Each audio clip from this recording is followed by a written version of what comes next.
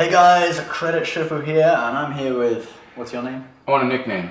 Can I be like Travel Ninja, maybe? Travel Ninja? Deals Ninja? Yeah, that's good. That's Okay. good. So this is my buddy Alan, who's going to be rebranding himself the Travel Ninja. Yes. We And all- unlike Ben, I actually am Asian. This is, Ben, I'm not really comfortable with you masquerading yourself as an old Chinese man. Middle-aged. Yeah, whatever. I paid $20 for that cartoon. Kill Bill guy, right? Yeah, so it's based actually off Gordon Lewis' character Pai Mei in Kill Bill. Okay. Yeah. And I am more than proficient in the exquisite art of the samurai sword. 日本見到，開咩玩笑？ Anyway, so today we're going to be talking about the Schwab One brokerage account and also the Schwab High Yield Investor Checking Account. So I have the brokerage account. You have both of these accounts, right? Yeah, I've had it for 10 years, since I was in high school. So, I've used this for a long time. I really love this account. Well, that's awesome. So both accounts come with a debit card, which is really useful for traveling. We'll explain why in just a little bit.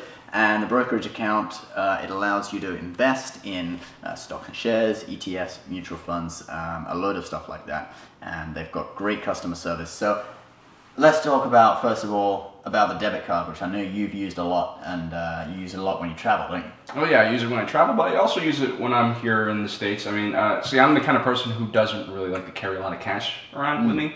So I make a lot of transactions through ATMs, and I'm allowed to do this because Charles Schwab's debit account will refund all ATM fees at the end of the month, which is, terrific. Like you're saving, $20, $30 a month. I think one of the reasons they're able to do this is they don't have any physical branches or locations. They have brokerage locations, but not actual bank with their own ATM accounts. I see. Yeah. Now, the thing that's also great is it not only works in the States, but if you go elsewhere, any other country, essentially, you're not going to be charged by the foreign bank and then your own bank, so you're not going to have that double charge that you usually do when you're traveling, which can be up to like $5, $6 per transaction. And at that point, it's just like, it's not really worth it taking any money out. And generally, getting foreign money out of a bank, you get a little bit of a better rate than you would at one of those foreign exchange places, which the rate is weighted against. They're cutting a little off the top. They're messing with you basically. Oh, credit shift has disappeared. So the difference with the high yield investor checking account is that it is FDIC insured, whereas the brokerage account, you transfer money into your brokerage account, you start buying stocks and shares. That's not obviously FDIC insured. You lose that, you lose it all. You get a little better interest rate as well with the in the checking account, right? And it's possible that the online system is a bit more geared towards like transactions. Yeah, exactly. that kind of thing, checking transactions.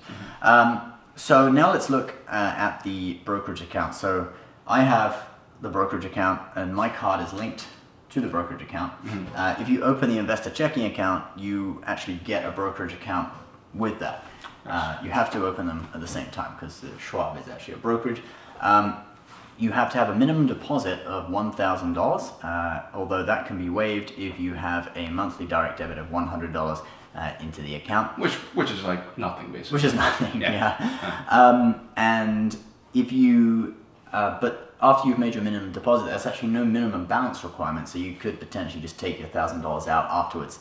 And not necessarily maintain. Yeah, when I was in college, I had like $20 in the account. No fees, no nothing. It was like the perfect. It's actually really good if you're in school because you have no money and you just gotta get that $1,000 in the beginning. Now, it will result in a hard pull to get this account. That's the only sort of What's a downside hard pull of it. mean? So hard pull is what a credit card company or a lender does when they're making a lending decision. Okay. So soft pull, which they look at your credit score and your credit report, and it doesn't make your credit score drop. But then hard pull, when they're actually deciding, okay, are we going to lend this person money, or are we going to let them open an account? They give you a hard pull, and that will make your credit score drop by, on average, maybe 4 points. And it'll take about 3 months to recover. That's not that bad at all. It's not bad. Yeah. No, it's not bad at all. Unless you only have 4 points in your credit card. If your credit score is over 700, dropping by 4 points really isn't that big of a deal. So let's look at the investment side of it now. So I do a reasonable amount of investing with this account, and you do a bit as well, right? A little bit. I like to think of myself as Warren Buffett, but without any capital. So yeah, it's. Well, my account also is reasonably small. I mean, it's like a below $10,000 account, so it's like I'm a part-time investor. Right. and well, not even part-time. It's just like a hobby. It is fun to make But it is money. making money. It is, growing. I am growing my account. And so the investing side of it, well, their trading fee is quite cheap. Yes. They're actually cheaper than Vanguard now, apparently. When I first got the account, they were, I think, $8.95, so $9 for a trading fee. So when you buy or sell stocks or funds, it would be $8 and $9 each time. It's like $7 now, right? $7 or? So it was $8.95, then went down to $7.95, and now it's gone down to $4.95. Oh, wow. I was really weird. I don't know why they took it down to $7.95 for a few months and then they lowered it to $4.95. It was like maybe they were at their board meeting and they were like couldn't really quite decide, so they. That's pretty good. I mean, if you're making a lot of high volume trades, that could actually save you some money in the long run. It could save you the money, but to me, it's not really that important. I'll tell you why. I think it's because, if you're trading such a small amount of money, that a difference between a $9 fee and a $5 fee, so that's $4 difference, is going to eat into your profits. You're trading with too small amounts of money, or the profits you're making are too little. So let's say you invested a few $100s in a triple leverage and you made profits of, say, $50. Then sure, if you had $4 saving each way, that's $8, almost $10. It's like 20% of your profits. That's not good. But if you're doing it like that, if you're trading like that, you shouldn't be, because you're using too little capital.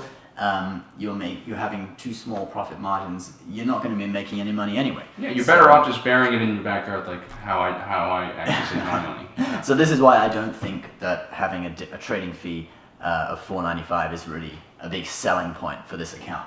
My feeling is that the account has a really good online interface. It's very, very convenient to the way that you can view the graphs and you can view all the information about the stocks. Customer service is terrific. Customer service is great. You also get access to 200 no-fee ETF funds. What does ETF stand for? So ETF is exchange traded fund, which is kind of like a mutual fund, but it doesn't have a manager. It's managed by a computer, and it normally just tracks. Like, wait, you talking about a robot? Well, I know you're anti-machine, but yeah, basically it tracks an index. So you could get a ETF that just tracks the Dow Jones Industrial Average or the S&P 500, and it just grows the same percentage as the underlying index. So in your opinion, what's safer choice, an ETF or some fund that's run by actual people? Well, I mean, in the book The Intelligent Investor by Warren Buffett's teacher, which if you're into investing, I recommend everyone read. It's an amazing book. I mean, they in like the first chapter just say never invest in mutual funds. Because the thing is, very few managers beat the market every year. They may beat the market some years, but over a few years, they generally don't beat the market, and they actually do, as time goes on, they actually do worse than the market, even though they may have some good years. So if you're investing long term, it's far better to do an ETF fund. So you're saying the ETF will outpace the human counterpart? A managed fund, it will, yeah. And many people invest in mutual funds because they see, oh wow, this manager has had a really good year, he's doing really well, he must be good. Well, he's had a good year. If you invested it the previous year, then you would be lucky, but because he's had one good year, chances are the next year he's not going to do as well, because very few people can actually beat the market consistently. Except for machines, guys. You heard it here first. They're taking over. Yeah, so having all these ETFs, Charles Schwab has about 200 no-fee ETFs. So let's just recap. This is a really cool account. If you're into investing and trading, I definitely recommend this account, although there are quite a lot of other good online brokerages out there that you could look into. But that's just only one aspect. I mean, I think almost everyone who uses the ATM, which is almost everyone, should have a card like this because you're saving money on expenses that are otherwise, kind of ridiculous. If I need cash, that's where I usually withdraw and everything. Okay. Yeah, because Schwab doesn't have any credit cards associated with it, so I have another one that I like to use. No, it doesn't. What? It doesn't. But nothing with points, does it? Oh, I see. There are, interesting you said, there are 2 credit cards with Schwab. Okay. 2 American Express credit cards. One is a kind of a special Charles Schwab credit card that just earns Amex membership rewards points. It's a basic card, nothing to write home about. The other one is the Amex Platinum Charles Schwab card. There's a what? Really? Yes. I did not know that. You know, Ben, because he's the credit shifu, tells me to like get 5 credit cards every month, and I just usually say, "Screw you, leave me alone." And I was gonna get that card. Dude, that actually sounds like a pretty cool card. Yeah, I was gonna get that card because you can use the points to buy stocks and shares, and you can also That's like- exchange them, I believe, for cashback at a better value than the points are normally worth. Ask Sebi actually did a video where he talks a bit more about this. We'll link it at the end so you can check it out. His video was quite good. Yeah, I was going to get that card, but then Mrs. Credit Shifu went and got the regular Amex Platinum, and I'm not going to pay like $1,000 a year for 2 Amex Platinums. You know, if I get the Amex Platinum, I might as well just get a card on her It's account. funny when you recommend these cards to me, you never mention these fees, Ben. $1,000. Well, that's for two No. 2 full accounts. $500. Yeah, Okay, maybe I'm not gonna get that. $550 actually. Okay, Yeah, that's a lot. I'm gonna stay with my reserve. but you can what? You don't even have the reserve. You got My preferred. I'm preferred. I was over. Well, you should get the reserve. That's my next card for you. I think. Oh, I gotta ask you a question though, because should I cancel my card? Which one your preferred? Maybe Yeah. downgrade it. Downgrade it to. But then I don't have. If I don't, okay, so if I downgrade it and then I have the Chase, what's the lowest one called? Freedom. Freedom. If I have the Freedom and I don't use it, doesn't that affect my credit score? No, but you should use it because it has the 5% rotating categories. Yeah, So- I don't use that. I don't. No, you can. It's really good. So, like, basically, you're using your Sapphire Reserve Uh-huh. when you do air tickets and dining and stuff. Yeah. And general purchasing. Right, that's But what I then, do. say it's the category for that quarter. It's like grocery stores. Wherever you go grocery shopping, You get 5 points. 5 points. So just use your Freedom. You get Oh. 5 points. I've earned a lot of points. I this use way. my Bank of America and that has 2 points.